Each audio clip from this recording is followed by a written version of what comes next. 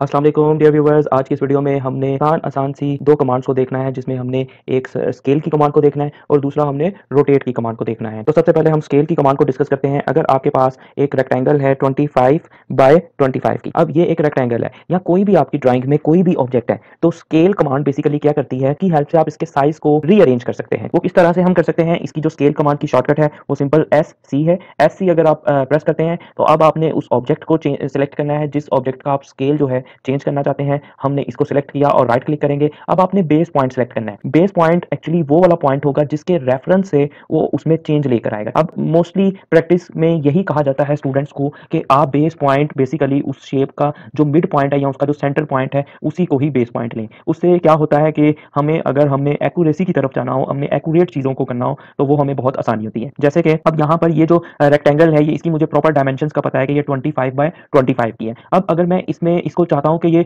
25 से 25 की बजाय ये 50 बाय 50 की हो जाए, अगर मुझे प्रॉपर ये कॉन्सेप्ट पता होगा कि कहाँ से इसका जो डिस्टेंस है वो चेंज होगा, ठीक है। ऑब्वियसली जैसे मुझे पता है कि 25 का मतलब यहाँ पर ये है कि यहाँ से लेके यहाँ तक का जो डिस्टेंस है, और इसी तरह से 25 का मतलब यहाँ से यहाँ तक। तो अब जो 50 होगी, उस 50 का भी मतलब तो यही होगा ना, यहाँ से लेके यहाँ तक का डिस्टेंस। अब ये जो रेक्टेंगल बनी हुई है, ये इस सेंटर पॉइंट के रेफरेंस से बनी है। तो ऑब्वियसली जब हम स्केलिंग एस सी की कमांड को यूज करेंगे, तो हम जब इसका साइज चेंज होगा तो ऑब्वियसली ये वाली जो रेक्टेंगल है ये खत्म हो जाएगी और न्यू रेक्टेंगल आपकी न्यू डायमेंशंस के साथ बनेगी। अब जो न्यू आपकी ये ओल्ड वाली जो है उसका ये बेस पॉइंट है, ये उसका सेंटर पॉइंट है। तो इसीलिए आपने यही प्रैक्टिस करनी है कि जो आप न्यू आप एस सी के बाद यूज करो तो आप बेस पॉइंट ट्राई करो कि ये सेंटर वाले पॉइंट को ही आप सिलेक्ट करें। इसको अब आपने सिलेक्ट किया, उसके बाद यहाँ पर आपसे पूछता है स्केल फैक्टर। तो ये अब स्केल फैक्टर का क्या कॉन्सेप्ट है? स्केल फैक्टर बेसिकली एक फैक्टर होता है कि कितने फैक्टर पर कितना परसेंट आपने उसके साइज को इंक्रीज या डिक्रीज करना है जिस ऑब्जेक्ट का आप स्केल चेंज करना चाहते हैं। अब यहाँ पर एक्चुअल जो साइज है ये आपको लाइट ग्रे कलर में आपको जो रेक्टेंगल है ये नजर आ रही है।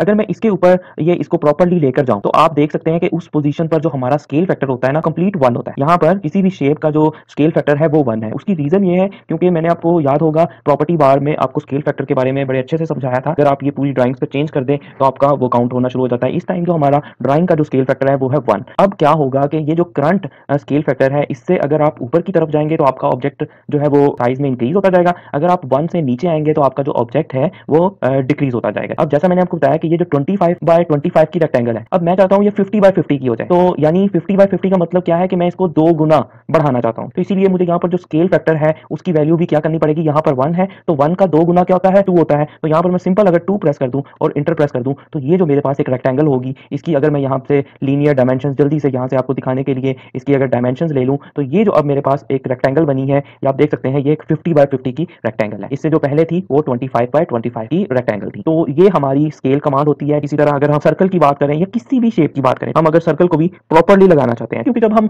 ड्राइंग्स बना रहे होते हैं तो हर चीज को हम प्रीसाइज लेकर चल रहे होते हैं। तो ये मैंने 10 रेडियस का एक सर्कल लगाया। अब मैं एससी की कमांड को यूज करता हूँ, इसको मैं स्केल चेंज करना चाहता हूँ तो इसको मैं सेलेक्ट किया, राइट क्लिक किया, अगेन बेस पॉइंट इसका सेंटर पॉइंट ले रहा हूँ और अब मुझे कितना चाहिए। तो मैं अब यहाँ पर इसका 10 था, अब मैं इसका जो है इसको हाफ करना चाहता हूँ। यहाँ पर हमने डबल किया था तो यहाँ पर मैं उसका हाफ करना चाहता हूँ। तो हाफ करने के लिए मुझे जो स्केल फैक्टर है वो क्या करना पड़ेगा, 1 का हाफ करना पड़ेगा, यानी 0.5 करना पड़ेगा। तो जैसे 0.5 करके मैं अगर एंटर करता हूँ तो आप देख सकते हैं कि ये जो अब हमारे पास सर्कल है इसका जो रेडियस है वो 0.5 हो चुका है। तो इस तरह से हम स्केल कमांड को यूज करके सभी ड्राइंग्स में जितने भी ऑब्जेक्ट्स हैं उनके साइजेस को चेंज कर सकते हैं। इसके साथ ही अब हम नेक्स्ट कमांड की तरफ चलते हैं जो कि बहुत ईजी है, जो कि है रोटेट कमांड। रोटेट कमांड उसके नाम से ही पता चल रहा है कि चीजों को रोटेट करने के लिए यूज की जाती है। और आपको मैं रिकमेंड यही करूंगा जब आपने रोटेट कमांड को यूज करना है, आप ये जो ऑर्थो मोड है इसको ऑफ कर लें, क्योंकि अगर आपका ऑर्थो मोड ऑन होगा तो देन आप हर एंगल पे रोटेट नहीं कर सकते। रोटेट कमांड शॉर्टकट की क्या है, R O, simple R O. जिस तरह से कॉपी की थी सी ओ, इसी तरह से रोटेट की है आर ओ। आप सिंपल इसको एंटर करें। अब आपने सेलेक्ट करना है उस सब्जेक्ट को जिसको आप रोटेट करना चाहते हैं।